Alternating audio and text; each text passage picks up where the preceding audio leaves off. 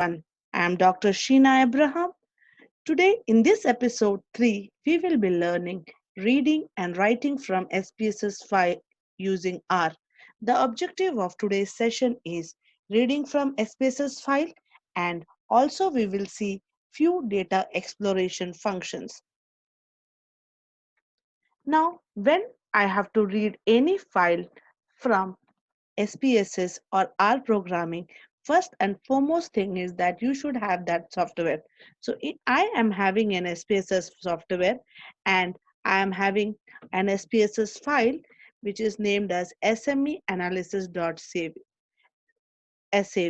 So this is the file which is stored in a location R programming within data frame. So what first and foremost thing what we will do is I will copy the path where my file is saved. If I will copy the path, I will set my path accordingly. And after setting my path, I can directly use my file, directly retrieve my file. Otherwise, in the when you retrieve your file, you have to mention the complete path name.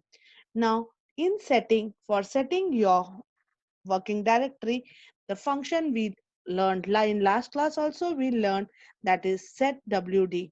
In setwd, within double quotes you will mention the path, but when here we can see backward slash. Backward slash has a different meaning, different predefined meaning in programming language. Therefore, either you have to use two backward slash, or you have to change this backward slash to forward slash to set the path. And I will run this code and I will set my path. Now I will test whether my path is set or not.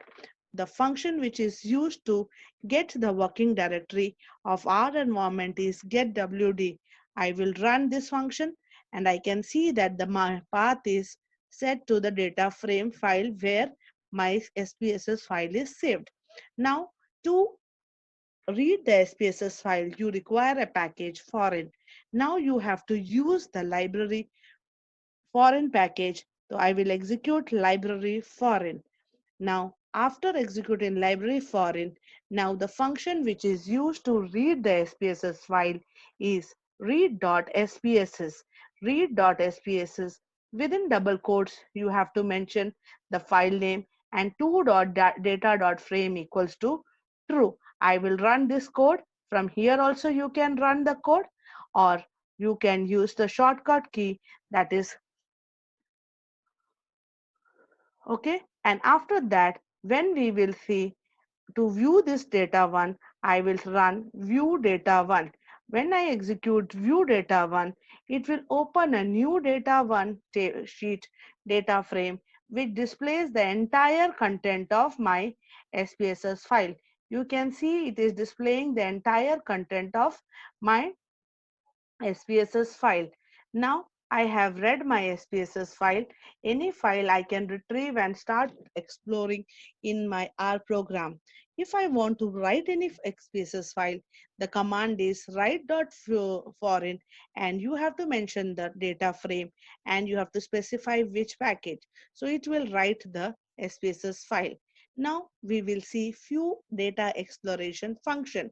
Now, when you are saying, before I will explain to the data exploration file, I will just give you a little understanding about a difference between a character vector and a factor.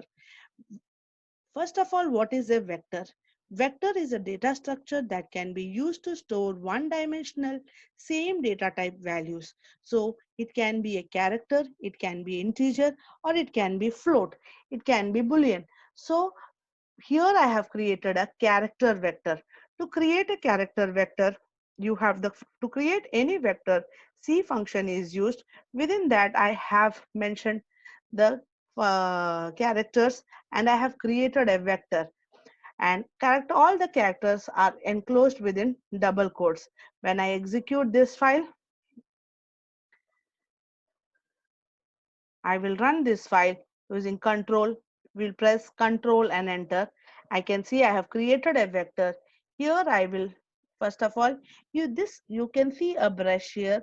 If you clear this, it will erase all the objects which is there in the environment which is created.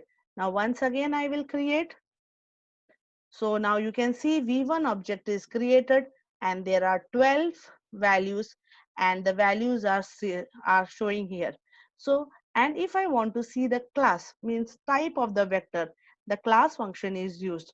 Class V1, when I run, it will show here the character type. So it means that my vector is of character type. If you want to display, you will say V1. When you execute V1, you can see here the entire file is stored here. Now, when I will say that, here you can see, and now I will see what is the difference between a character vector and a factor. Now, when you see a factor, factor is also a character, is also a vector, but in this vector, this is a this will be we will be creating.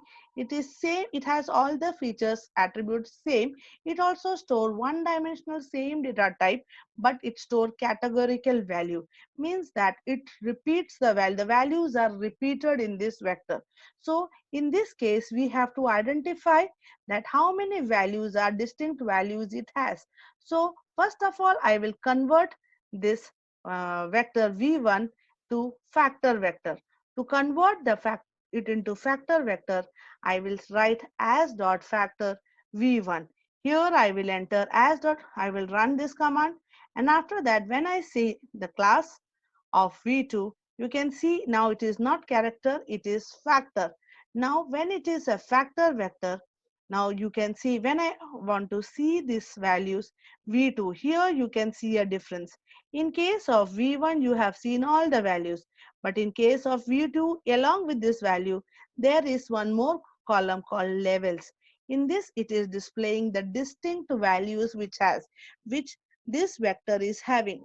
That is the beauty of a factor. So in factor, there are two functions. One is levels and table. Levels will display, levels V2 will display the distinct value which this vector is having, factor is having, and table will is the most beautiful function which we use in more frequently in future also. So this function will tell you the count of the values. For example, it is giving you that BA is there for 3 times, FIN is there for 3 times, HR is there for 3 times, marketing is there for 3 times. So it is giving you the count of the vector. So same thing we will be using with the SPSS data one file. Same concept we will and see how we can explore data beautifully.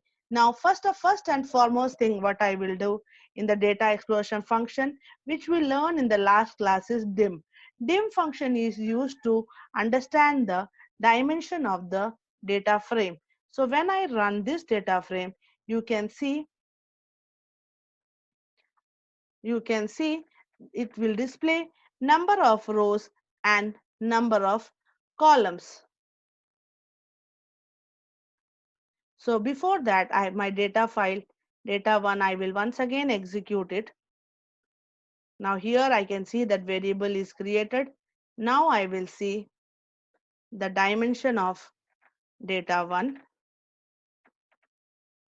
So we can see it has 48 rows and 122 columns. Now if I want to see the structure of data1 file, I will use str function. Here we can see the structure of data files. So all these variables what we can see is of factor type because it is of categorical variable. So as I told you that in the categorical is variable is stored in factor type, and to explore more details about the factor variable, there are two functions which we can use, that is levels and table. So when you are saying levels, so we can see here the question number 2 has small scales, what size of the company. Question number 3 has the turnover of the company. There are so on many things. So if I want to see the levels in question number 2, so data 1 is the variable where I have retrieved my SPSS file. I will put a dollar sign. Here I can see when I put a dollar sign, it will give me all the columns of that data file, data frame. So here I will say column question number 2, and when I execute this file, it will show me the level small scale, medium scale and large scale. Means these are the only three values which is selected in this 48 observation. Now to know that how many times it has been repeated in this 48 times means that how many respondents have actually from small scale, medium scale and large scale. For that I will use table function. In that also I will say data 1 plus question I 2.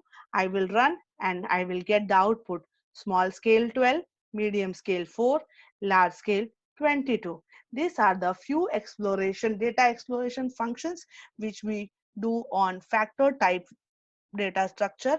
And this was today's session. I hope that you have understood how to retrieve SPSS file from your computer and also few data exploration functions related to factor variable.